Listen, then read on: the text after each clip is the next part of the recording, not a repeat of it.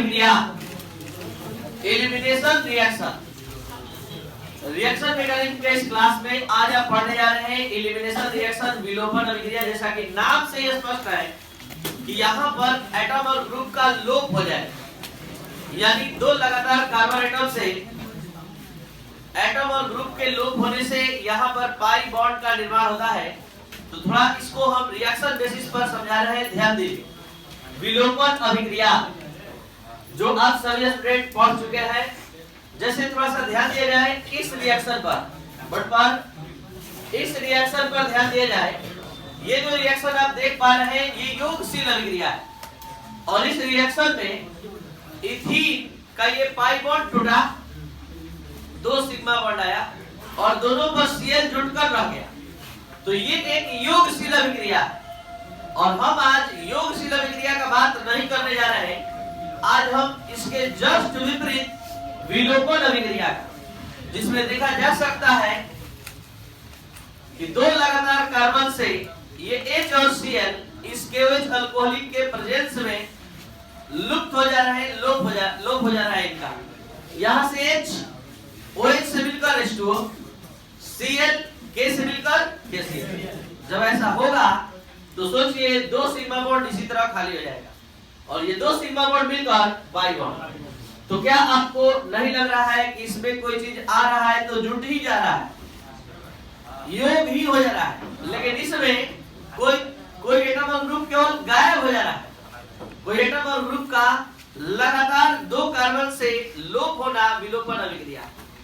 तो विलोपन अभिक्रिया वैसी रासायनिक अभिक्रिया है जिसमें किसी यौगिक में, जो बोल रहे हैं दिख रहा है, ध्यान दिया जाए। विलोपन अभिक्रिया वैसी अभिक्रिया है जिसमें किसी यौगिक में दो लगातार कार्बन परमाणु से परमाणु या परमाणु समूह का लोप हो जाता है, विलोपन अभिक्रिया कहलाती है। विलोपन अभिक्रिया में दो सिग्मा बंधन का लोप हो जाता है और एक नए पाई बंधन का निर्माण होता है। विलोपन अभिक्रिया योगशील अभिक्रिया के विपरीत होती है। तो ये है मेन स्टेटमेंट एलिमिनेशन रिएक्शन का। आपको बता दें कि विलोपन अभिक्रिया दो प्रकार की होती है।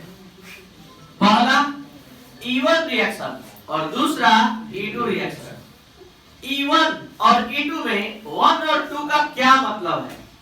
तो 1 का मतलब है प्रथम कोटि की विलोपन अभिक्रिया, और 2 का मतलब है द्वितीय कोटि की विलोपन अभिक्रिया। तो जहां हम अभी कोटि का नाम लिए तो आपके दिमाग में एक टॉपिक आ जाना चाहिए, यूनिट 4 का रासायनिक बलगति का अभिक्रिया की कोटि। तो अगर आप सभी स्टूडेंट अभिक्रिया की कोटि समझ पाते हैं तो याद होगा कि अभिक्रिया की कोटि में क्या बताया गया था। प्रायोगिक रूप से निर्धारित किए गए किसी रासायनिक अभिक्रिया के दर नियम के व्यंजक में अभिकारक के साधारण पदों के घातांकों के योग को अभिक्रिया की कोटि कहा जाता है। और ये भी बताया गया था कि कुछ रासायनिक अभिक्रियाएं प्राथमिक होती है, कुछ जटिल होती है। ये अभिक्रिया की आर्मिकता टॉपिक में बताया गया था। तो रासायनिक अभिक्रियाएं दो प्रकार की होती है, एक प्राथमिक और एक द्वितीयक। प्राथमिक अभिक्रिया केवल एक स्टेप में संपन्न होती है, और जो जटिल अभिक्रिया होती है, प्राथमिक और जटिल दो तरह का अभिक्रिया होता है। तो प्राथमिक अभिक्रिया केवल एक स्टेप में संपन्न होती है, और जो जटिल अभिक्रिया है एक से अधिक स्टेप। तो जो जटिल अभिक्रिया है वहां पर दर को निर्धारित करना थोड़ा टफ होता है। वहां पर सबसे पहले उस जटिल अभिक्रिया का मैकेनिज्म लिखते हैं। जैसे हमने इस अभिक्रिया का यहां मैकेनिज्म लिखा, ध्यान दिया जाए, इस अभिक्रिया का हमने मैकेनिज्म लिखा तो पता चला कि ये रिएक्शन दिखाई दे रहा है सिंगल स्टेप में, लेकिन संपन्न होगा दो स्टेप में। जब हम मैकेनिज्म लिखे तब ये रिपोर्ट पता चला। तो इसमें से एक स्टेप स्लो हुआ, जरा ध्यान दीजिएगा, और दूसरा स्टेप फास्ट हुआ। तो आपको बता दें कि जटिल अभिक्रियाएं एक से अधिक स्टेप में संपन्न तो होती है, तो उसमें से कुछ स्टेप स्लो होता है, कुछ स्टेप फास्ट होता है। अभिक्रिया की दर, अभिक्रिया की कोटि उस पर निर्भर करती है जो मंद गति वाला होता है। तो आपको पहले क्या करना होता है, उस रिएक्शन के मैकेनिज्म में मंद गति वाले स्टेप में जाना होता है। और मंद गति वाले स्टेप में जाकर चेक करना होता है, देखना होता है कि उसमें अभिकर्मक केवल आया है कि अभिकर्मक और रिएजेंट दोनों आए। तो यहाँ केवल इस दोनों में से केवल एक आया है, तो इसी की सांद्रता पर निर्भर करेगी। तो ये केवल अभिकर्मक है। आप लोग को अगर अभिकर्मक नहीं समझ में आता तो समझ लीजिए, methane plus Cl2 methyl chloride plus Cl, तो मीथेन अभिकर्मक सबस्ट्रेट है और Cl2 रिएजेंट। तो यहाँ रिएजेंट ये है और सबस्ट्रेट ये है, जो बोल रहे हैं दिख रहा है। तो केवल सबस्ट्रेट पर जहां निर्भर करेगा वो प्रथम कोटि की विलोपन अभिक्रिया, जहां दोनों पर अभिक्रिया की दर निर्भर करेगा वो द्वितीय कोटि की विलोपन अभिक्रिया होगी। अब आपको मेन कॉन्सेप्ट यहाँ बता दे रहे हैं। ये मेन कॉन्सेप्ट है कि प्रथम कोटि की जो विलोपन अभिक्रिया है ये 3 डिग्री अल्काइल हैलाइड द्वारा दिखाई जाती है। अल्काइल हैलाइड 3 प्रकार का होता है, 1 डिग्री, 2 डिग्री, 3 डिग्री, प्राथमिक, द्वितीयक, तृतीयक। तो 3 डिग्री अल्काइल हैलाइड ही क्यों प्रथम कोटि की विलोपन अभिक्रिया को प्रदर्शित करता है? 2 डिग्री 1 डिग्री क्यों नहीं करता है? 3 डिग्री ही क्यों भाग लेता है? समझिए ध्यान से, 3 डिग्री अल्काइल हैलाइड काफी अधिक अस्थायी होता है। इसके अटैक से जल्दी तुरंत बॉन्ड नहीं तोड़ देता है, तुरंत रिएक्शन नहीं कर देता है। यही कारण है कि इसके बॉन्ड के तोड़ने में समय लग जाता है। ये अपने अस्थायित्व के कारण ऐसा दिखाता है। तो सबसे पहले ये बॉन्ड इसका टूटता है, तब जाकर OH आकर रिएक्शन करता है। तो जैसे ही ये बॉन्ड तोड़ता है, प्लस चार्ज डेवलप करता है, ये तेजी से अटैक करता है और तेजी से अटैक करने के कारण रिएक्शन हो जाता है फास्ट। तो यहाँ पर 3 डिग्री अल्काइल हैलाइड ही क्यों इवन रिएक्शन में SN1 रिएक्शन में भाग लेता है? आगे आ रहा है SN1 सब्स्टिट्यूशन रिएक्शन में, प्रतिस्थापन क्रिया। तो 3 डिग्री ही क्यों भाग लेता है? क्योंकि 3 डिग्री अल्काइल हैलाइड ज्यादा अस्थायी होता है। इसका सबसे पहले बॉन्ड टूटने में ही ज्यादा टाइम लग जाता है, इसलिए यहाँ 2 स्टेप में ये संपन्न होता है। और जहां ये स्लो स्टेप होता है यहीं से दर निर्धारित किया जाता है। तो यहाँ खुद अकेले केवल ये भाग ले रहा है, तो यहीं से दर का समीकरण व्यंजक लिखा जाएगा। और यहाँ पर अभिकर्मक केवल भाग लिया, इसलिए साधारण पद का घातांक 1 है, इसलिए आप कह सकते हैं कि यहाँ अभिक्रिया की कोटि क्या होगी? 1। लेकिन जरा सा आगे बढ़ते हैं। द्वितीय कोटि की अभिक्रिया में रिएक्शन करने जा रहा है, एक ही बार में दोनों काम हो गया। एक ही बार में टूट भी रहा है और ये अटैक भी कर रहा है, दोनों भाग ले लिया। तो यहाँ पर देखिए दर जो हम लिखेंगे उसमें दोनों भाग ले रहा है, दोनों। तो दर दोनों की सांद्रता पर निर्भर कर रहा है, दोनों के साधारण पद के घातांक के योग को कहेंगे अभिक्रिया की कोटि। तो यहाँ पर देखिए अभिक्रिया की कोटि 2 है। तो एक चीज याद रखिएगा, मेन कॉन्सेप्ट, क्योंकि 3 प्रकार का होता है, 3 डिग्री, 2 डिग्री, 1 डिग्री। तो 3 डिग्री केवल इवन रिएक्शन में भाग लेता है, 1 डिग्री और 2 डिग्री E2 रिएक्शन। अब पूरा डिटेल में अच्छे से समझाने जा रहे हैं, ध्यान दीजिए। अभी केवल ऊपर अलग से समझाया है। इसका नाम E1 क्यों पड़ा, इसका नाम E2 क्यों पड़ा? तो जब एक अभिकारक के साधारण पद पर निर्भर करता है तो प्रथम कोटि का विलोपन अभिक्रिया, जब अभिकारक और रिएजेंट, अभिकर्मक और रिएजेंट दोनों पर निर्भर करता है तो द्वितीय कोटि की विलोपन अभिक्रिया होता है। तो इवन रिएक्शन क्या है समझा जाए। इवन का अर्थ होता है first order elimination reaction. Even का अर्थ होता है प्रथम कोटि की विलोपन अभिक्रिया। इस प्रकार की विलोपन अभिक्रियाएं जो बोलेंगे अब यहाँ दिखेगा। इस प्रकार की विलोपन अभिक्रियाएं 2 स्टेप पे संपन्न होती है। ये पहला स्टेप, ये दूसरा स्टेप। इसमें से कुछ स्टेप स्लो होता है और कुछ स्टेप फास्ट। तो जो स्टेप स्लो होता है उसमें केवल अभिकर्मक भाग लेता है। यही कारण है कि इसे प्रथम कोटि की विलोपन अभिक्रिया कहते हैं। इसमें केवल अभिकर्मक भाग लेता है। अभिकर्मक की सांद्रता पर अभिक्रिया की दर निर्भर करती है, अभिक्रिया की कोटि निर्भर करती है। यही कारण है कि इसे प्रथम कोटि की विलोपन अभिक्रिया कहते हैं। अब ये रिएक्शन हुआ कैसे? एकदम धीरे धीरे पूरे रिएक्शन का रिपोर्ट आपके सामने रखना है।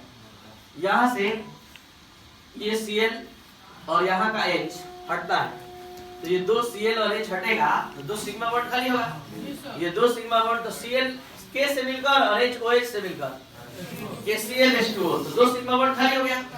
यही 2 सिग्मा बॉन्ड मिलकर पाई बॉन्ड बनाता है। क्या आप समझ पा रहे हैं? पाई बॉन्ड बनाता है। और ये रिएक्शन हुआ कैसे, इसका मैकेनिज्म पूरा रिपोर्ट देगा। KOH टूट गया, K प्लस OH माइनस। अब यहाँ पहला स्टेप जब अल्काइल हैलाइड आया 3 डिग्री, तो पता चल रहा है कि रिएजेंट अटैक करके बॉन्ड नहीं बना पाता। तो यहाँ सबसे पहले अल्काइल हैलाइड टूटेगा, ठीक है। तो टूटेगा तो कैसे टूटेगा ये समझना है। ये Cl जो है अपना इलेक्ट्रॉन लेकर चला जाएगा और जाने से यहाँ पर कौन सा चार्ज छोड़ जाएगा, प्लस, और यहाँ अब जैसे ही ये कार्ब कैटायन का निर्माण करता है, जब भी कार्बन पर धनावेश होगा किसी ऑर्गेनिक कंपाउंड में तो कार्ब कैटायन का, और माइनस रहता है तो कार्ब ऋण आएगा।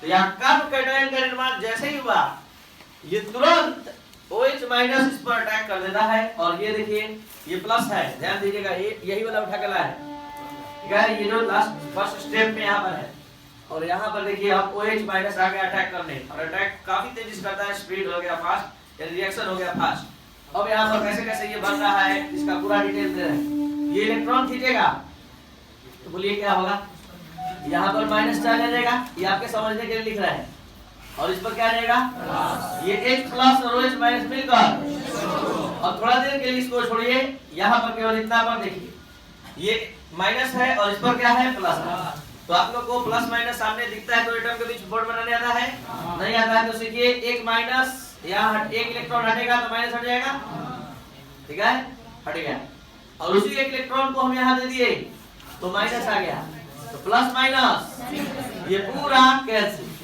और अब दोनों एटम के पास एक एक इलेक्ट्रॉन है, आगे चल के बॉन्ड बना ले, और ये पता है नहीं चला गया है इसके पास, ठीक है। तो यहाँ पर ये बॉन्ड कैसे बना ये यहाँ दिख रहा है, ठीक है।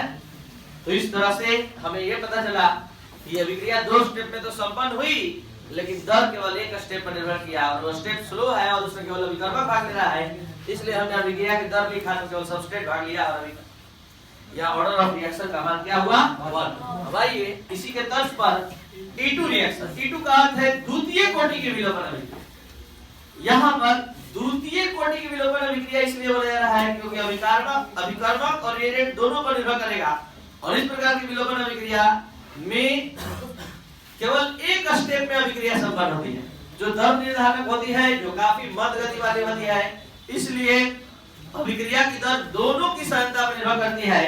तो इस प्रकार की विलोपन अभिक्रिया केवल एक स्टेप में संपन्न होती है, इसी स्टेप में सबस्ट्रेट और रिएजेंट दोनों भाग लेता है, तो अभिक्रिया की दर दोनों की सांद्रता पर निर्भर करती है। इस बात को यहाँ देखा जा सकता है, या देख लीजिए, लग रहा है कि हम 3 डिग्री लिखे है नहीं, ये 1 डिग्री अल्काइल हैलाइड है, डिजाइन इस तरह से दिख रहा है, बढ़िया से देखिए, ये 3 डिग्री नहीं है, 1 degree alkyl halide, ethyl chloride है, ये इस तरह से लिखा गया है कि वैसे वैसे दिखे और आप आराम से काम कर लें। यहाँ पर देखिए दोनों Cl और H हटेगा और ये पाई बॉन्ड आ जाएगा, और Cl KCl और H OH मिलकर H।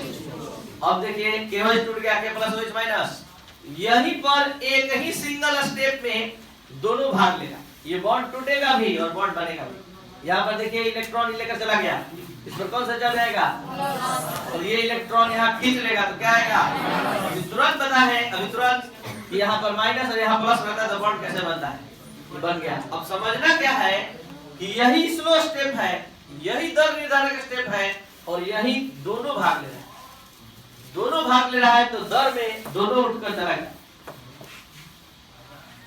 सबस्ट्रेट भी रिएजेंट, और अभिक्रिया की कोटि 1+1।